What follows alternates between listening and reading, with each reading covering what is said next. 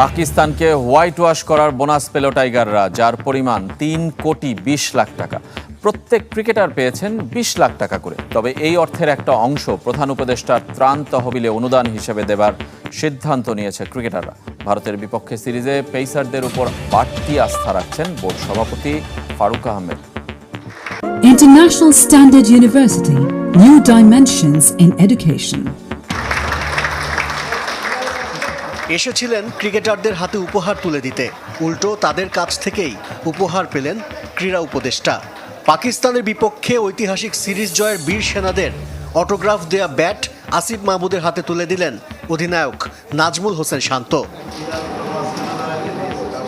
বাংলাদেশের ক্রিকেটের অন্যতম সেরা অর্জন, যাদের হাত ধরে এত বড় সাফল্য তাদের নিরাশ করেনি বিসিবি। 2 টেস্ট সাথে সিরিজ জয়, সব মিলিয়ে বোনাসের পরিমাণ 3,20,00,000।